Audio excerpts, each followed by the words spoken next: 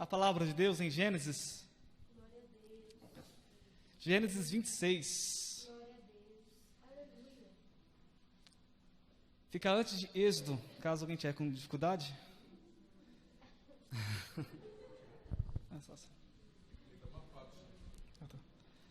Gênesis 26, do 15 em diante, amém?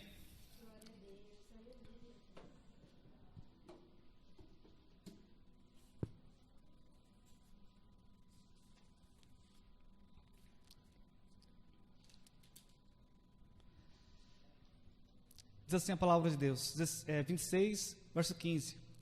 E todos os poços que o servo de seu pai tinha cavado no dia do seu pai Abraão, os filisteus entulharam e encheram a terra.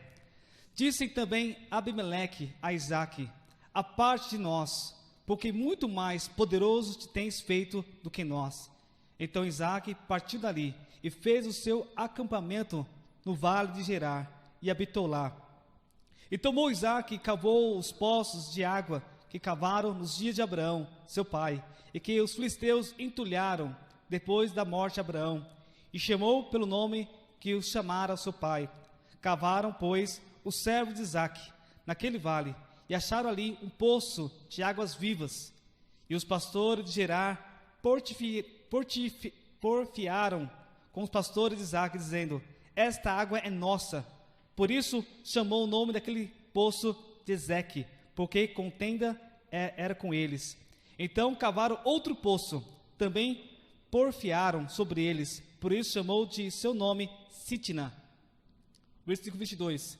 E partiu dali e cavou outro poço, e não porfiaram sobre ele, por isso chamou o seu nome de Reobote, e disse: porque agora nos alagou o Senhor, crescemos nessa terra. Amém? Meus amados, nesse contexto, se você ler bem no começo do capítulo de 26, registra que Isaque vai para até Gerar, por conta da grande fome que assolava a terra naquele período. Mesmo herdando toda a riqueza do seu pai, Abraão, ele passou necessidade, ele passou dificuldade, porque a terra não produzia. E a única maneira de ele poder sustentar a sua família era descer para o Egito, pedir ajuda. Mas Deus diz para Isaque: Isaque, fica aqui, que eu tenho um propósito nesse lugar. E do texto que Isaque, com as ordens divinas de ficar em Gerar, no vale de Gerar, do texto que ele começou a cavar poços para então extrair água, para poder sustentar a sua família, sustentar o seu rebanho, que não era pouco, era muito. Interessante que quando ele cavava os poços, porque naquela época, poços era sinônimo de riqueza. Quem conseguisse cavar um poço e extraísse água desse poço, era considerado uma pessoa rica, poderosa. Então, toda vez que Isaque cavava um poço, do texto, que brotava água. Toda vez. E isso causou inveja dos filisteus, causou inveja de Abimeleque. Do texto que, a palavra de Deus aqui, que Abimeleque ficou com inveja, dizendo assim: sai daqui, porque esse poço é nosso. E ele diz que ele se retirou dali e abriu outro poço, e quando ele abriu outro poço, novamente produzia água. Então o propósito dessa mensagem, meus amados, o propósito dessa mensagem é mostrar que a bênção de Deus na vida de um homem não depende de lugar, nem muito menos das circunstâncias. Amém? Que a bênção de Deus está sobre a sua vida, quando a mão de Deus está sobre você, não depende de lugar, e nem muito menos de circunstâncias. Glória a Deus, aleluia. Mais maravilhoso, Senhor. Então venho mostrar, meus amados, através da vida de Isaque, que quando estamos com a bênção de Deus, conseguimos extrair, transformar lugares áridos em lugares de bênção. Glória a Deus. Você crê nisso? Porque Vale de Gerar não produzia, é lugar árido, lugar seco, não tinha como produzir, mas mesmo ele produzindo, mesmo ele cavando, saía água. Glória a Deus, aleluia. E é isso que eu quero trazer aqui para os irmãos, que Deus tem poder, quando a bênção de Deus está sobre a sua vida, esse vale que você está vivendo, vai se transformar em vales de bênção para a sua vida. Em nome de Jesus, aleluia. Oh, aleluia. Olha só que o salmista, ele escreve nos Salmos 84, versos 3, 6. Ao passar pelo vale, faz dela um lugar de fontes, enchendo cisternas. Aleluia, glória a Deus. Oh, aleluia. Ao passar do vale, tu farás fontes e encherá as suas cisternas. E é isso que Deus, Ele quer te ensinar, que nesse vale que você está passando, tem algo glorioso para extrair. Glória a Deus, aleluia. Apenas peça a Deus discernimento, para que você não venha somente extrair lágrimas, preocupações, desespero, angústia. Deus quer extrair tantas coisas gloriosas que você nem imagina. E eu quero aqui trazer para os irmãos aqui. Para isso eu quero mostrar 4 lições que eu aprendo com Isaac. Toda vez que eu vou pregar assim, eu gosto de fazer em tópicos mais fácil para assimilar, é mais didático, vamos captar a mensagem. Então nota aí no caderno aí, né, na nota do seu celular, que no final eu vou dar para os irmãos. Quais são as 4 atitudes que Isaac nos ensina aqui? A primeira dela, que eu quero comentar com os irmãos aqui, é que está em Gênesis 26, do 2 ao 3. Olha só, Gênesis, no começo do versículo, olha só o que diz. O Senhor apareceu a Isaac e disse: não desça ao Egito, procure estabelecer-se na terra que eu te indicar. Permaneça na terra por mais um pouco de tempo, que eu estarei com você e eu vou te abençoar. Não desça para o Egito, fica aí por um pouco de tempo, não é para a vida toda. Esse vale não é para ficar o resto da vida chorando, lamentando, por pouco de tempo, porque nesse vale eu vou te abençoar. Glória a Deus, aleluia. Deus, interessante que era breve, era passageira, duraria pouco tempo, porque Deus tinha um propósito para fazer com Isaac naquele lugar. Porque às vezes, meus amados, a direção de Deus, quando Deus nos direciona para fazer algo para Ele, às vezes é contra a lógica. Não tem lógica Ele cavar um poço, ficar ali em Gerar, com um povo, com a família, com seus gados, onde não produz. E às vezes, meus amados, seguir a direção de Deus vai contra a sua lógica, contra às vezes com o seu raciocínio. E para isso você precisa muitas vezes depender do quê? Da fé. Não tinha outra escolha a não ser seguir por fé. Se meu Deus ficar, eu vou ficar. Tem um texto que eu acho incrível, esse texto, que está em Atos 20, verso 22. Quando diz para Paulo estava em Éfeso, estava 3 anos em Éfeso, pregando, ganhando alma para Jesus, discipulando, tranquilo, sem nenhuma preocupação. Aí Deus fala para Paulo, vai para Jerusalém, que eu quero que você vá para lá, só isso, desça para Jerusalém. Diz o texto que Paulo, ele convocou todos os presbíteros de Éfeso. Deus mudou ir para Jerusalém. Jerusalém era o local onde o povo odiava Paulo. E Paulo sabia muito bem, se ele descesse para Jerusalém, ele seria morto. Mas Deus disse para Paulo, desça para lá. Desça, só isso. Aleluia. E quando Paulo foi falar com a igreja, foi falar com o povo, né, com os presbíteros, Deus mandou ir para Jerusalém. Diz o texto que toda a igreja chorou. Chorou para Paulo, não vá. Tanta insistência, Paulo ficou por mais uma semana. Mas Deus disse, vai para Jerusalém, que tem um propósito. E o profeta era Ágapo, né? Não sei se pode de memória. Ágapo, né? Diz assim, quando tu desceres lá, ele tirou a cinta, falou assim, eles vão te amarrar e vão te prender. E o texto que a igreja mais ainda se desesperou. Você é louco, Paulo, não vai descer não, olha o que eu vou fazer. Aí Paulo diz assim, eu não tenho nem valor para a minha própria vida, a não ser cumprir o propósito a qual Deus me otorgou a fazer. Glória a Deus, aleluia. Eu não estou preocupado com as circunstâncias, eu estou preocupado com o propósito. Aleluia. Glória a Deus. E é isso que Deus quer te ensinar. Que você não pode mover por circunstâncias, você tem que mover pela direção. Aleluia. Glória a Deus. Porque se a gente for mover pelas circunstâncias, a gente se acomoda. E Deus não quer isso para você. Deus tem coisas a revelar para a tua vida e você precisa de uma direção. E Deus diz para Isaac: fica em Gerar. Não saia daí. Ou seja, um senso da direção nos faz que a circunstância não tinha que adequar a vida de Paulo, mas sim ao propósito. Ou seja, as próprias circunstâncias tinham que se adequar ao propósito de Paulo, não Paulo se adequar às circunstâncias. E é isso que você tem que aprender aqui. Para isso, quando você pede a direção de Deus, há 3 caminhos que tem que tomar. Quando você vai na direção de Deus, Deus mandou fazer isso. Primeiro, sacrifício. Às vezes, para obedecer à vontade de Deus, você tem que sacrificar, abrir mão de algumas coisas, renunciar a alguns interesses, sonhos de faculdade. Comigo aconteceu isso. Eu queria fazer um sonho na faculdade, eu falei: não, Esdras, se você fizer isso, vai acabar com a tua missão, vai acabar com a tua chamada.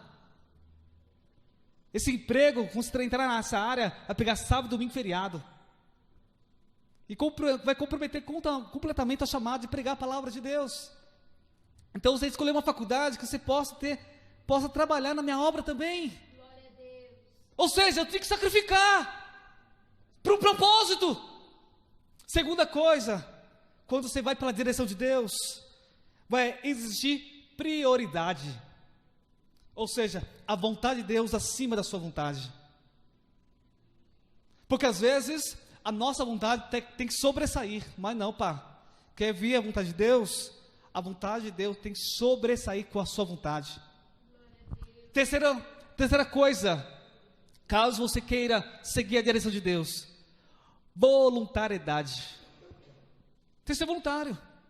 Deus não obrigou, não implorou para Isaac ficar em Gerar. Deus apenas disse: fique em Gerar.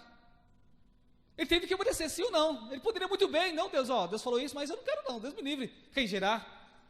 A terra não produz, terra árida, desértica, inóspita, não produz nada. Mas por voluntariedade, o texto que Isaac ficou. Aleluia. E é isso que Deus espera de você: sacrifício, prioridade e voluntariedade da sua parte. Você tem que propor: Deus, eu fico. Por teu propósito eu vou ir. Por teu propósito eu fico. Por teu propósito eu obedeço. E é isso que Deus espera de você. Amém, igreja? A segunda lição que eu aprendo sobre a vida de Isaac, além de submeter à direção de Deus, tem a segunda coisa que eu quero compartilhar com os irmãos. O 14 e o 17. E tinha possessão de ovelhas, verso 14, e possessão de vacas, e muita gente a serviço, de maneira que os filisteus o invejavam da riqueza de Isaac, e todos os poços que os servos de seu pai tinham cavado nos dias de seu pai Abraão, e os filisteus entulharam, encheram a terra. Ao verso 16: e disse também Abimeleque a Isaac: apartai-o de nós, porque muito mais poderoso tem feito dentre nós. Além de entulhar, expulsou eles. Olha que estranho, né? Por quê? Olha só, Deus falou para ficar em Gerar, mas em Gerar, além de entulhar meus poços, me expulsa. Isso aí, a inveja é isso, meus amados. A inveja não é apenas olhar com um cara assim de olho gordo: olha só, tem carro novo. Ela faz questão de entulhar seus poços, e além de fazer tudo para te expulsar dali. Isso é invejoso. Interessante, olha só. Então Isaac partiu dali e fez o seu acampamento no vale de Gerar, e habitou lá. E tomou Isaac e cavou outro poço. O segundo conselho que eu dou para você, caso você queira tomar atitude de Isaac, além de pedir a direção de Deus, continue cavando. Glória a Deus. Aleluia. Continue cavando. Glória. O interessante, meus amados, você lê aqui a história, Isaac não discutiu, não confrontou, não debateu, Apenas pegou sua família, saiu dali, não saiu de Gerar, foi para outro canto, continuou em Gerar. Continuou naquele local onde Deus mandou ficar. Apesar da inveja, apesar dos inimigos, de tudo que está acontecendo, ele permaneceu ali, mas saiu daquele local com a sua família e foi para outro local. Ou seja, ele não quis discutir, ele não quis debater, por 4 motivos. Por 4 motivos que fez ele tomar a decisão de não discutir, não debater. Primeiro delas, ele sabia da convicção que o segredo da tua prosperidade não está no lugar, mas na promessa que ele recebeu. Ele sabia muito bem que a promessa, ele cavou o poço, prosperou. Ele sabia que não estava no poço. Nossa, foi um milagre. Olha só como Deus é maravilhoso. Esse poço realmente prospera. Não, ele sabia que não era ali. Era a promessa que ele recebeu de Deus. Por isso que saía água. Oh, aleluia! Não está no lugar, não está nas circunstâncias, está a mão de Deus sobre a sua vida. Segundo motivo que fez ele não discutir com os inimigos, que fez ele não debater. Sabe por quê? Porque se ele parasse, ficar discutindo aquele posto, o posto é meu, aqui o documento, aqui é meu, naquela briga, sabe? Sabe o que aconteceria? Ia criar um desgaste emocional. Ia criar nele um desgaste de energia que ia impedir de ele cavar outros poços. Ou seja, ia criar nele uma distração. O propósito daquela briga era para distrair ele, para mostrar para ele que o poço que trazia água não era bem sobre ele. Então o propósito do inimigo, essa discussão, não é simplesmente você ficar brigando, é para te distrair, é tirar o seu foco. Do texto que Isaac, para não se distrair, ele se levantou, pegou sua família, vamos para outro lugar. E ele foi para outro lugar e continuou cavando os poços. E cavou novamente, saiu água. Aleluia, águas vivas.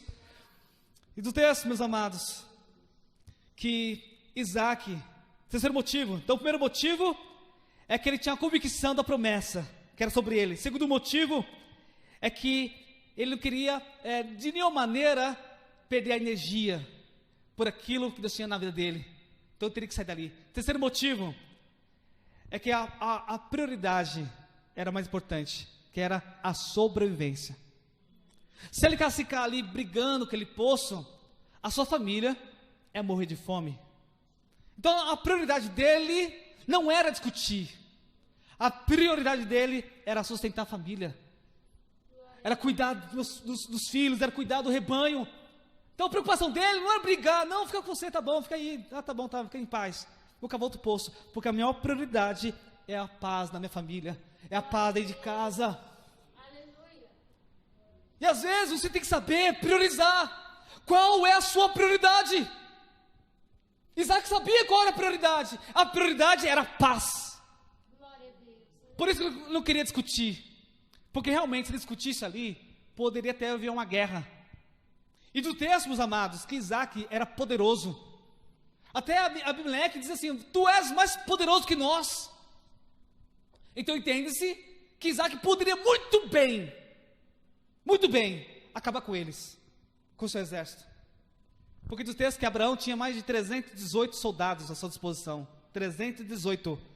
Os exércitos de Abraão tinha mais de 300 homens à sua disposição. Então Abraão era rico. Então passou toda a riqueza para Isaac. Então se Isaac quisesse enfrentar uma guerra ali, ele poderia vir enfrentar qualquer coisa. Mas Abimeleque diz assim: tu és mais poderoso que nós, sai daqui. Isaac não entrou numa guerra, porque se ele entrasse na guerra, ele ia vencer. Se ele entrasse na guerra, ele poderia conquistar tranquilamente, acaba ali, encerrar ali mesmo. Mas não, está na mão de Deus. Eu vou atrás da bênção que Deus me otorgou a fazer, cavar poços. Aleluia. E é isso que Deus quer mostrar para você, filho. Continue cavando poços, não para. Aleluia. Está difícil, eu sei que não é difícil ignorar, porque a questão de quando você sabe estabelecer prioridade, é você saber ignorar os seus inimigos. Ignore,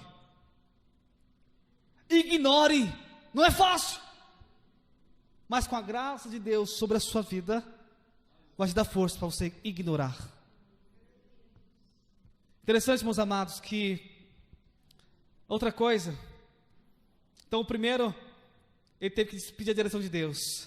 Segundo, ele teve que continuar cavando poços. Cavar poços para dar a sua prioridade, que era a sua família, a paz. A prioridade que ele sabia que a bênção de Deus não estava no poço, mas a mão de Deus sobre ele. E é interessante que a terceira lição que eu aprendo com Isaac é que ele subiu para Berseba. Olha que coisa gloriosa, meus amados. Ele estava em Gerar, mas cada vez que os seus inimigos expulsavam eles do texto, que ele pegava essas coisas e ia para mais longe desse Gerar, e chegava bem perto de Berseba. Ou seja, o propósito dos inimigos estava empurrando para Berseba. Muitas vezes você não está entendendo porque os inimigos estão te empurrando, mas é um propósito, é um trampolim, é uma válvula te empurrando para um propósito. Glória a Deus, aleluia. Vamos ler aqui, verso 20 ao 22. E os pastores de Gerar fortificaram e lutaram contra eles, contra os pastores de Isaac, dizendo: esta água é nossa. Por isso chamou de nome daquele poço de Ezeque, porque contendaram contra eles.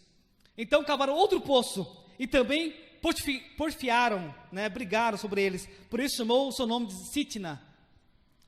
Olha só o terceiro poço. E partiu dali e cavou outro poço. E não porfiaram, não houve mais briga. Por isso chamou o nome de Reobote, dizendo: porque agora nos alargou o Senhor, crescemos nessa terra. Glória a Deus. Aleluia. Oh, aleluia. Na terceira tentativa, no terceiro poço, ele chamou de Reobote.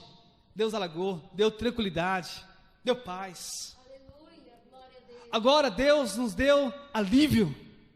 Glória a Deus, né? Tão bom. Você está no vale de Reobote, está no vale ali, naquele local de Gerar, e Deus dá um período de paz. Aleluia.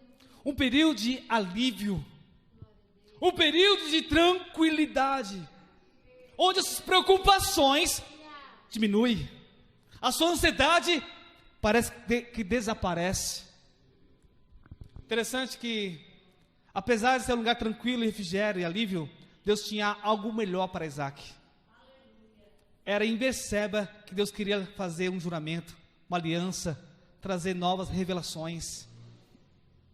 Ele sabia que até as circunstâncias faziam parte do propósito, pois as perseguições levou Isaac para mais perto de Berseba. Sabe o que eu aprendo, meus amados? Que muitas vezes o inimigo começa a te empurrar, igual colocou José, Se José não fosse para o Egito, ele nunca poderia ser governador do Egito. Ou seja, os seus inimigos vão te empurrar para o propósito que você nem imagina. Interessante que quando ele chegou em Reobote ali, cavou aquele poço, Deus diz para Isaac: suba para Berseba. E quando ele subiu para Berseba, do texto, que Deus fez uma aliança com Isaac, fez uma promessa, fez um juramento, que iria abençoar. Que muitas vezes, os amados, a gente está tão preocupado com alívio, tão preocupado, que Deus venha trazer um refrigério, porque Isaac estava tranquilo, Isaac estava assim: agora sim, estou em paz. Ou seja, ele se acomodou naquele vale. Deus disse para Isaac: não é aqui o seu lugar, aqui é só um período de tempo. Esse vale que está passando, parece tranquilo, eu quero te levar para outro lugar, para outro nível. Eu quero te levar para o lugar de Berseba, um lugar de revelação, um lugar que eu posso trazer para você um propósito. Isso vai lembrar em Hebreus 3, verso 10, quando Deus diz quando Deus falou para o povo de Israel: foi revelado ao povo de Israel os meus feitos, e a Moisés os meus caminhos. Olha só que interessante, foi dado para o povo de Israel, revelado os meus feitos. Foi visto as maravilhas, a provisão, não faltou nada, as suas roupas não desgastavam. Por 40 anos a sua roupa não desgastava, havia coluna de fogo durante a noite, água durante o dia, carne à vontade, tudo, provisão 24 horas. Aleluia. Glória a Deus. Aí Deus diz para Israel: eu revelei a vocês os meus feitos, mas apenas Moisés, que eu revelei os meus propósitos, os meus caminhos. É triste, meus amados, que quando você passar por um deserto, você apenas enxergou lágrimas. Você passar por um deserto e não conhecer os caminhos de Deus. E é isso que Deus quer te mostrar para você, filho. Eu não quero apenas mostrar a minha provisão, trazer um período de alívio. Eu quero te empurrar para Berseba. Eu quero te empurrar para o meu propósito. É lá que eu quero mostrar para você. Então não se acomode, não se fique parado. Porque nesse vale é um período de tempo pouco. Mas nesse período, Deus quer trazer revelações para você. Deus quer trazer para você coisas inefáveis que você não conhece. Quarta coisa. Então qual a primeira? Qual que é? Submeter à direção de Deus. Segundo? Terceiro? Qual o terceiro? Subir para Berseba. E quarto? Não sabe? Vou falar agora. Gênesis 26, olha só o que diz. Gênesis 26, do verso 26. E Abimeleque veio a ele a Gerar, com Alzate, seu amigo, e Ficol, príncipe do seu exército. E disse Isaque: por que viestes a mim? Porque vós me odeias, e repelistes de vós? E disseram: havemos visto, olha só que interessante, havemos visto de verdade que o Senhor é contigo. Por isso dissemos: hoje agora juremos entre nós e ti, façamos uma aliança contigo. 29. Que não nos faça mal, como não temos tocado, como te fizemos somente bem, e te deixaste ir em paz. Agora tu és o bendito do Senhor. Olha só, 30. Então lhe fez um banquete, e comeram e beberam. Olha só, meus amados, Abimeleque percebeu que a mão de Deus era com ele. Aleluia. Cavamos poços e mesmo assim prospera. E no texto que os inimigos, os invejosos, foram até Isaque: Isaque, me perdoa. Interessante que a justificativa de Abimeleque era totalmente sem sentido. Tu sabe que não fizeram nada com você. Olha só. Sabe aquela pessoa que te maltrata, pisa em você? Aí no final diz assim: sabe que eu não fiz nada com você. Ou seja, fazendo uma justificativa sem pé sem cabeça. Aí é interessante que Isaque olha para eles e faz um banquete. Olha só, meus amados, quando a bênção de Deus, entenda isso. Quando a bênção de Deus, ela não afeta apenas o exterior, ela também afeta o seu interior. Aleluia, glória a Deus. Ou seja, Isaque era curado na alma.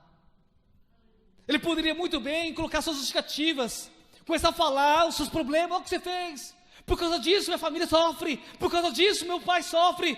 Mas não, ele diz o texto que Isaque não falou nada, fez um banquete, comeram e beberam. Diz o texto que saíram em paz. E é isso que Deus quer te ensinar a você aqui: curar sua alma. Quem sabe, se Deus mudar as circunstâncias, a sua alma continua ferida. Quem sabe, se Deus curar, mudar as circunstâncias, a sua alma continuar doente. E Deus quer trazer uma prosperidade, porque a bênção de Deus, ela quer primeiro afetar o seu interior. Aleluia, glória a Deus. Ela quer trazer uma paz no seu coração tão extraordinário, onde você não depende das circunstâncias para ter paz. Onde você pode dizer, como o salmista escreve, Salmo 4, verso 8: em paz me deito e logo adormeço, porque o Senhor tem cuidado de mim. Aleluia. Oh, aleluia! Assim aconteceu com José. No texto que José, seu pai morre, e os seus irmãos ficaram preocupados. José vai nos matar. José vai fazer a mesma coisa que fizeram com ele. Aí diz o texto que José chama seus irmãos e diz assim: Deus transformou essa maldição em bênção. Tudo que vocês fizeram na minha vida, de colocar no poço, de me vender para o Egito, se transformou em bênção. E é isso que Deus, Ele irá fazer em sua vida. Você crê que Deus pode transformar essa maldição, essa dor, essa doença em bênção? Porque a bênção de Deus sobre a sua vida. Eu queria que os irmãos ficassem de pé.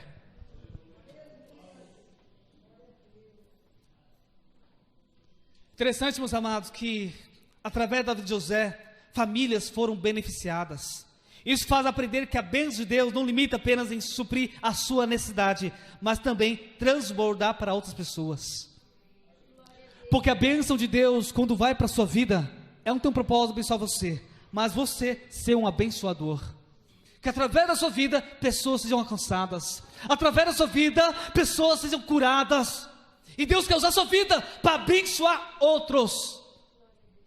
E para finalizar, a história mostra que Isaac colhia 100 vezes mais. 100 por 1. Aqui no começo do capítulo, né? Que quando Isaac plantava, multiplicava 100 vezes mais. Glória a Deus. Sabe o que eu aprendo, meus amados? Que quando a bênção de Deus está sobre a sua vida, vai um nível de colheita tão extraordinária, que vai além da matemática, e vai além da lógica humana. Quando a bênção de Deus está sobre a sua vida, vai além da matemática. Não tem como, é impossível uma semente só produzir 100 vezes.